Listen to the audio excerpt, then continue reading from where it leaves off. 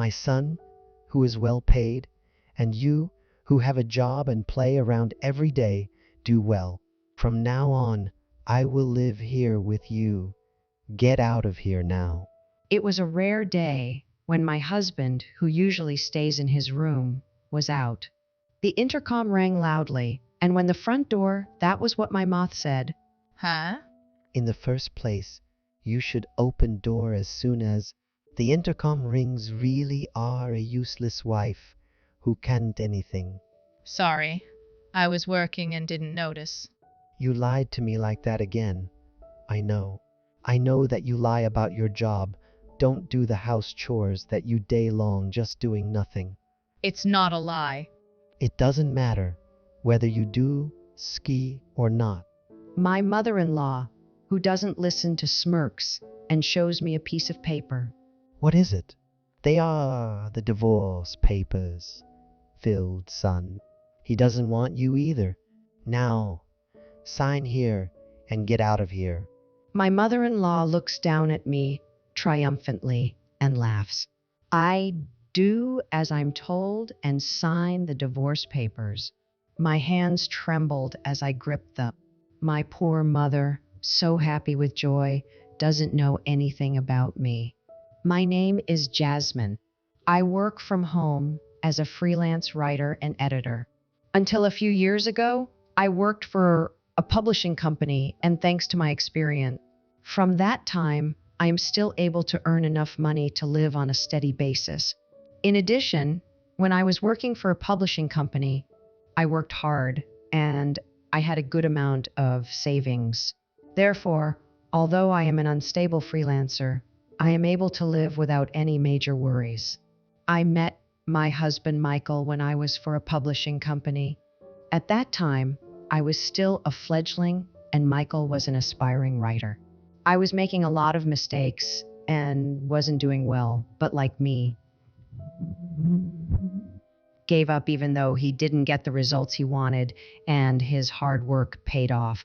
I worked hard too, never giving up. So I am the person I am today thanks to Michael. Michael's dedication not only cheered me up, but I found myself attracted to him. A few years after dating Michael, I him. When we got married, I left the company and became a freelancer. The beginning of our married life was well. I was not yet stable as a freelancer, and Michael was chasing his dream.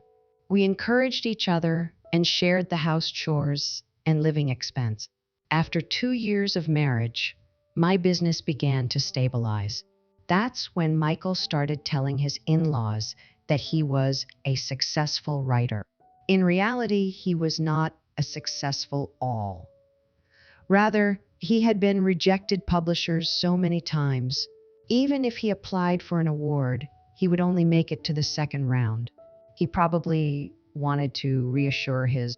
Since I was painfully aware of Michael's feelings, I knew it would worry him forever if he thought I did want him to be a doctor. So I nodded along with him. But in the beginning, all I had to nod. By the time his behavior as a successful author was on the board, I couldn't even stay at my in-laws' house. Not only did my in-laws believe Mitch's story that he was a successful writer, but they also started calling me a lazy housewife.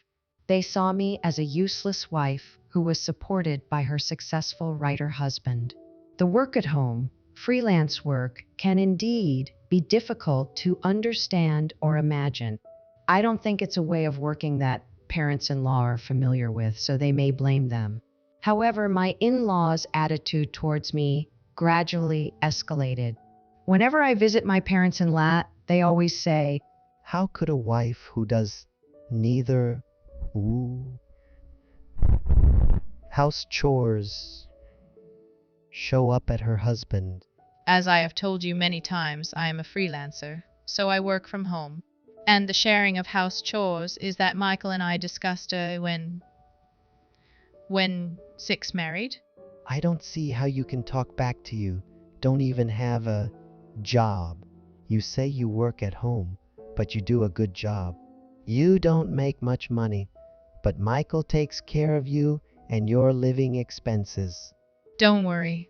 I make a decent living for our living every month. Oh, yes, you don't get it. If you don't appreciate Michael A. and act a little more gracious, when he'll leave you. If Michael dumps you, you won't be make a living. That kind of conversation continued. I almost sighed out loud, but managed to swallow it. I was about to say that I am the one who pays most of the living expenses, and I am the one who does most of the household chores. It's Michael who doesn't have a job, doesn't do the house chores. But I managed to swallow it as well. In the beginning, I only heard various sarcastic comments when Michael was not around. Recently, when I was invited to dine at my in-laws, Michael and I went together, and the only thing that was prepared was for Michael's portion. It has become the norm that there is for me. On top of that, they seem to be about me to all our relatives, and I attended gatherings with other few times a year. They would sneak. I only pitied my in-laws' attitude, sad at all. But I was a little frustrated with Michael's attitude of just sitting and watching and not even trying to help. On top of that, my in-laws think I'm a successful writer, so they keep begging me to buy them things. Michael asked me to buy new furniture and appliances, even though ours were still working. Michael wanted to make a good impression on his parents, so he bought whatever they told him to buy, and I found myself spending nearly $2,000 a month on them. Of course, this was all from the more mature. Michael took money from my account without my knowledge and gave it to his in-laws. I turned a blind eye when it was just an amount, but when it became too much to ignore, I said enough. Michael, please don't spend my money, my permission. But Michael just looked at me as if annoyed with me. You work from home and have an easy job, don't you? What? It's like you're playing around and your money with it. You earn money from just playing. Why not spend a little on my mother? Don't be stingy. Michael, did you think about my job that? Yes, I think it's an easy job because you get paid to stay at home every day. I can't believe you thought that was a good idea, Michael. Michael walks into his room, laughing loudly. As I watched his back, I noticed that was my limit and that I could not endure. I will divorce him. I had always believed that Michael was on my side, no matter what my in-laws said. So I managed to do my best to keep the peace. But even Michael was making fun of this, and I am aware of everything. I know that Michael spends hours in a room, but he never writes a single word of his manuscript and spends his days playing computer games. When I first met him, he was more serious about his work than anyone else, and eager to write something interesting. But now I don't see that same passion. The dedicated Michael I loved is gone. Now all I have is Michael with his making fun of me.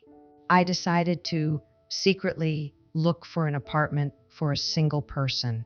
While searching for a new home, I organized my personal belongings and was ready to leave at any time. A little while later, I found a paper that looked good and had already been published. One day, my mother-in-law came over while Michael was out. She rang the intercom with great enthusiasm, and as soon as the front door was opened, she sat down on the sofa in the living room as though it were her own. Jasmine, you get the hell out of this place. What are you saying out of nowhere? I've been telling you for a long time you're unemployed and still don't do the house chores.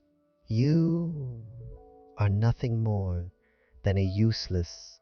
There's no way that Michael, such a great writer, can be compatible with you. So, as I have said many times, you were mistaken about that. Besides, My mother-in-law interrupted me while I was talking.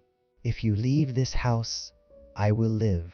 That way, I can cook meals for Michael every day, and I don't have to take care of one woman. That woman? My husband's mother, Michael L's gran. She's so picky about the seasoning, she won't eat anything that isn't perfectly seasoned. I can't live with her anymore, so I decided to stay here with Michael and have the woman go to a nursing home somewhere. How are you going to pay for your nurse? He's earning a lot of money, so it's cheap for him. But that's why you are in my way. Will you get the hell out of here? With that, my mother-in-law presented me with a filled-out divorce paper. Why do you have that? I made him fill it out a while ago. Him to get a divorce from Jasmine as possible. Michael immediately nodded and filled in the form. My mother-in-law is smiling and has a smile on her face. I checked the divorce papers and saw that they were written in Michael's hand. This was actually a good thing for me. I was ready to move out, but I was thinking about how we were going to get a divorce. I thought Michael would not want to the life he has now, and he would know the divorce papers easily. I was prepared for a long discussion battle with him, but how lucky I was that the divorce papers were already filled out so easily. My mother-in-law looked a little surprised when I easily completed the divorce papers, but she soon regained her usual self-possession and said, "Well, that was easy." Now get the hell out of here. Leave the furniture behind. Everything is purchased with Michael's gift cards. So, I don't think you can take anything for granted. You have to work hard every day. She laughed out loud. I quickly packed up my belongings and moved into the new apartment. I also filed the divorce papers at the municipal office on my way. Thus, I had a new life on my own, with problems. I was surprised at how comfortable live without anyone interrupting my making fun of me. Somehow, I felt that my work was prose better than usual. It was 3 days after I started one, alone. While I was working at home as usual, I received a phone call from Michael. I picked up the phone and the first said was, Please come home. he said in the most pathetic voice heard. What the hell is wrong with you now? I'm sorry, I apologize. So please see home. I'm not coming home. We have already divorced. I never agreed to a divorce. That's valid. But those divorce papers were definitely in your handwriting. That was just a little threat I was making to you. I had no intention of getting a divorce. But that doesn't change the fact that they were written. Divorce is divorce. You don't need a wife who plays all day, works on an easy job, and who doesn't do any of the house chores, right? You get to live with your family, you can't complain. Where is problem? I'm sorry, but my family thinks I'm so stupid that they quit their job and moved here intending to live on my dime. On top of that, they want me to pay for grandma's surgery, and there's no way that kind of money. I see that. Why you want me to come? Yes, and now that they know I've been there, my mom and dad are really supportive of me. They're all clamoring for me to come back right now. Know how hard it is for me. Please come back to me. Let's live together again. Do you really think I'm going to say I live and come back? I've told you many times, we are not allowed to use our phones during class. You have to take care of your problems. Don't be like that, Jasmine. No matter how many times I say no, won't give up and hang on to me.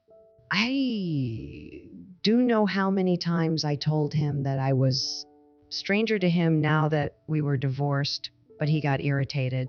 All right, I'll even divorce you if you much. But you know what? If you divorce me, should pay for my parents' care, and which you were supposed to take care. We were married. What are you talking nonsense? Because, if you hadn't done it, my mom and dad would have ended up in a facility, and we would have had to pay for their care, so you should be the one. And since you divorced me on your own accord, you found out that I lied about being a successful writer, and my parents and siblings have been hurting me emotionally. All of this is because of your selfish divorce. I can't pay alimony. No, I won't pay because I don't understand why you need it. In the first place, when we were married, it was you who said I was a jobless, no-good husband. I don't know if it was out of your ignorance, but you are the one who lied to me and hurt me. Your parents and our relatives believe that I lied to them, but I didn't do it. It hurts me more than anything else. I'm not interested in you. Who will? Fun of me instead of protecting me. If you want money, why don't you just get it from a bank or anywhere else? With those words, I hung up the phone, hearing Michael's reply. I set my phone to block his calls at my phone number. A few months later, I happened to pass by my in-laws' house, which had already been demolished and turned into a parking lot without any trace of my in-laws' house. While I was looking at my in-laws' neighbor, who happened to be coming home from shopping, approached me. She told me that Michael's family had no choice but to move into an old apartment because they were all unemployed and out of money. Before they left, they fought every day. They were famous in the neighborhood. Their music was loud enough to be heard outside, which annoyed their neighbors every day.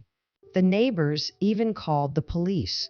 She patted me on the shoulder and said, "It's okay. I know it was hard." I also turned my back on my former.